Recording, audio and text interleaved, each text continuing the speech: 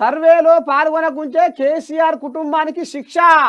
అమ్మా, సామాజిక బహిష్కరణే. ఓ దేవుడు, ఇది కథ పెద్దగానే ఉంది. పాల్గొంటే తమ లెక్క తేలుతుందనే భయం. దామాషాలో వారికి దక్కేదే వార్డు మెంబర్. ఓని పాడైపోగారా, వార్డు మెంబర్ కాడికి వచ్చింది ఆ కథ.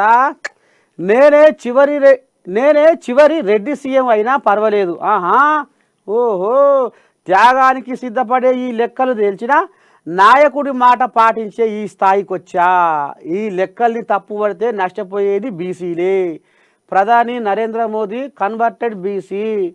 ఓసీగా పుట్టి కులాన్ని బీసీలో చేర్చుకున్నాడు. వర్గీకరణ అమలుకు చట్టం సీఎం రేవంత్ రెడ్డి. పేదల కోసం పనిచేస్తేనే పదవులు, పైరవీలతో కావు. ఆహా, అయ్యో, సర్వేలో పాల్గొనకుంటే కేసీఆర్ కుటుంబానికి శిక్ష, సామాజిక బహిష్కరణే. ఇక నీ దండం పెట్టి ఇక చూడు కథ. ఇక మరి అంటే అంటే ఇప్పుడు కవితమ్మ ఏమంటుంది దీని మీద?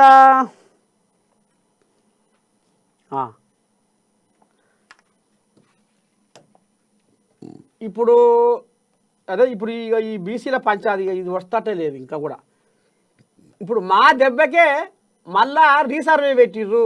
అయితే ఎవరైతే సర్వే చేయలేదో వాళ్ళను చేస్తున్నాం అనేది ఇప్పుడు కాంగ్రెస్ వాళ్ళు చెప్తే, ఇప్పుడు బీఆర్ఎస్కి వెళ్ళి కవితమ్మ ఏం చెప్పుకొస్తుందంటే,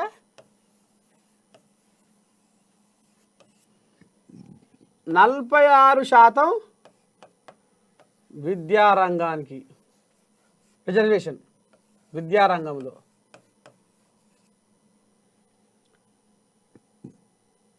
మళ్ళా